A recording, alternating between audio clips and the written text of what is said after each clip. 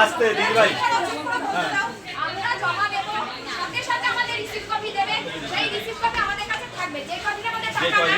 আপনারা পেলেন আপনারা একটা ডেট দেবেন বা ওখান থেকে ডেট দেবে যে আপনারা মেল করলে রিপ্লাই দেবেন। মেল বুঝি না এটা অনেক গরিব বুঝি না হ্যাঁ ভুল নেই হ্যাঁ ওখানে অনেক আছে পড়াশোনা জানে না ঠিক আছে রিসিভ কপি বলুন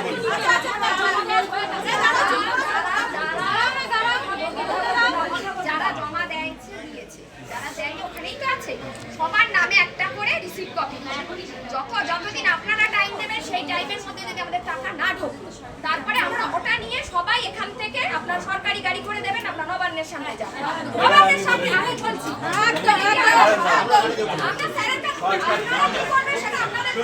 আমরা গাড়ি দিতে পারি না আগে বলে নিন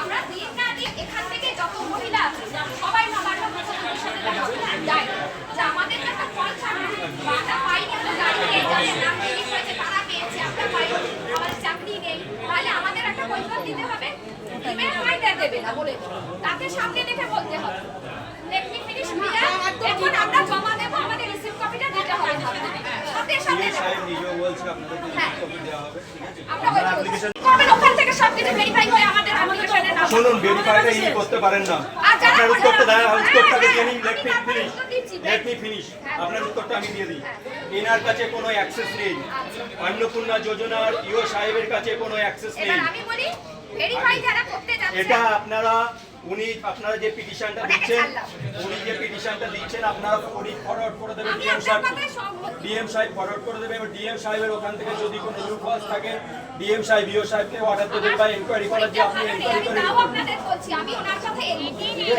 আপনার কথা আমি এগ্রি ঠিক আছে আমাদের যে ভেরিফাই করতে আছে তো আমরা ধর 5 নম্বর ওয়ার্ড আমাকে ফোন করে বাড়িতে বলল যে আপনি কোথায় থাকেন আমার হাজবেন্ডের মানে ওখানে অ্যাড্রেস আছে আমারও দেওয়া আছে সে থাকে 10 নম্বর ওয়ার্ড আমার তো 5 নম্বর ওয়ার্ডে ভোট 5 নম্বর ওয়ার্ড উনি বাড়ি আসবে ইনকোয়ারি করতে উনি বাড়ি না এসে উনি বলে দিচ্ছে আমাকে ফোনে ধমকাচ্ছে ফোনের মধ্যে আইসিডিএস এর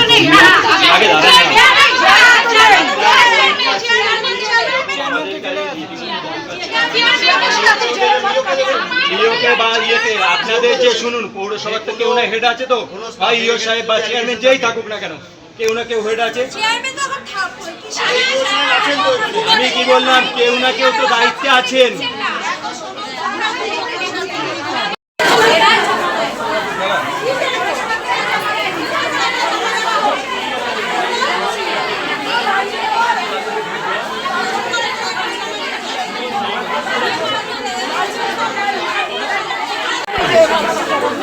স্যার কি বললেন স্যার কি বললেন উনি বললো সব আলাদা আলাদা অ্যাপ্লিকেশন লিখে জমা দিতে হবে সমস্ত ডকুমেন্ট আমরা কি সারা জীবনে ডকুমেন্টস জমা করে যাব এগুলো জমা দিলে টাকা ঢুকে যাবে তাহলে যারা পড়াশোনা করে তারা পাবে কি হবে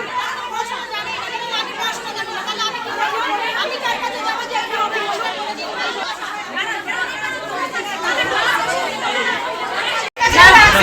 আপনারা আমাকে এবং ভিডিওকে ডিএম ইমেল করুন আমি তাদের কাছে পৌঁছে দিচ্ছি সেই ডকুমেন্টটা আপনাদের নাম্বারে সব চলে যাবে আমি এইটা করতে পারি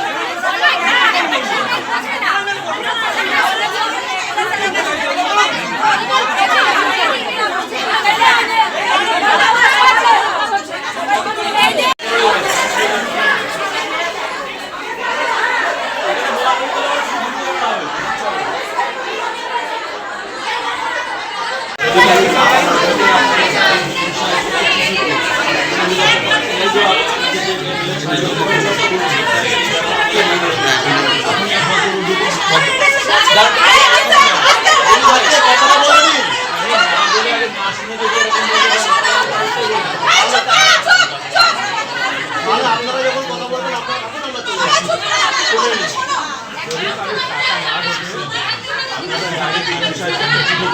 আমার নাম নেই, এই বৃত্তান্ত আমার এই আধার নাম্বার এই দিন তারিখে আমি অ্যাপ্লিকেশন করেছিলাম, বাট আমার টাকা ঢোকেনি, এটা একটু দেখাবো।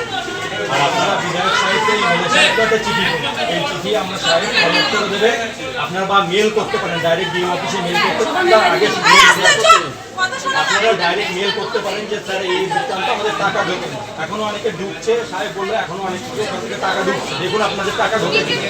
যদি না অনেকে ঢুকছে, আগে শুনে নিন, যদি না ঢোকে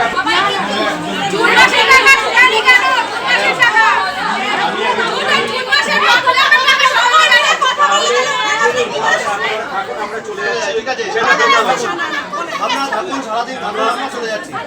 আপনারা যদি এখানে ই করেন, আমার কি মনে হয় আপনাদের সমস্যার সমাধান হয়ে যাবে? হ্যাঁ, আপনারা লোকাল বডি, ইনি হচ্ছে লোকাল বডি, অ্যাক্সেস এই সাহেবের কাছে নেই, এটা ডাইরেক্ট ডিএম সাহেব থেকে ওখান থেকে ই করছে। আপনাদের ওই জন্যই বললাম যাদের যাদের টাকা ঢোকেনি তারা যে অ্যাপ্লিকেশন করেছিল, ইও সাহেবকেও আপনারা চিঠি করুন। আপনারা ডাইরেক্ট ইও সাহেব এখানে যে রিসিভ সেকশন আছে আপনারা স্যার কি করে জানবেন যে একজন একজন করে বলুন কি বৃত্তান্ত আপনি বলেন। হ্যাঁ, সেটা উনি পাঠাবেন, শুধু টাইম দিতে হবে, উনি এইগুলো সব ফরওয়ার্ড করেই পাঠাবেন। একটা পিটিশন শুধু আপনারটা ফরওয়ার্ড করবেন। বাইরে আসুন না, আপনি আপনি মেয়েদের মাঝখানে কি করছেন? সবাই মেয়েরা আছে, আপনি বা জেলার এসপি জেলার ডিএম আছেন, আপনাদের পাবেন না, অন্য পাবেন না, আপনি বেরিয়ে আসুন না। কিছু হয়েছে সাহেবের কাছে নিজস্ব কোনো অ্যাক্সেস নেই অন্নপূর্ণা যোজনা, যেটা হচ্ছে ডাইরেক্ট ডিএম অফিস বা এনআইসি থেকে যেটা করছে সরকারি ওয়েবসাইট, ওখান থেকে করছে। আপনাদের যারা যারা পাননি তাদের তথ্য দিয়ে প্রত্যেকে ইন্ডিভিজুয়াল অ্যাপ্লিকেশন করবেন, এখানে করতে পারেন বা ডাইরেক্ট ডিএম অফিসকে করতে পারবেন, চিঠি লিখে ইন্ডিভিজুয়াল, কারণ গণপিটিশন সাহেব এবং আরেকটা জিনিস যেটা ইও সাহেব বললেন যে হচ্ছে যদি আপনারা নিজেদের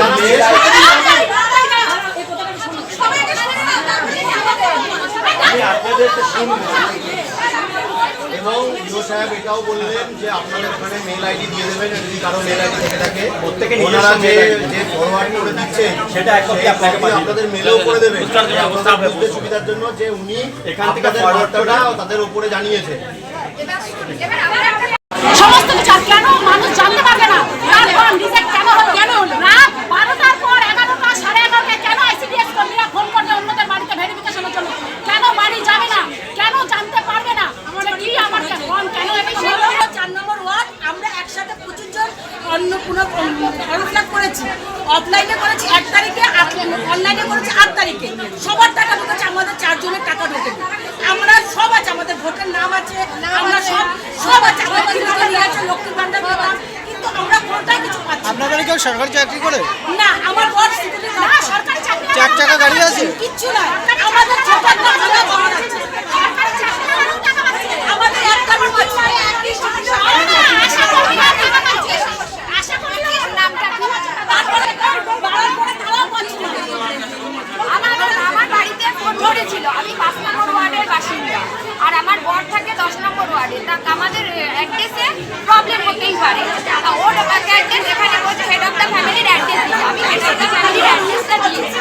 আমার ঘরকে হাজবেন্ডকে ফোন করেছি, এখন আশা করি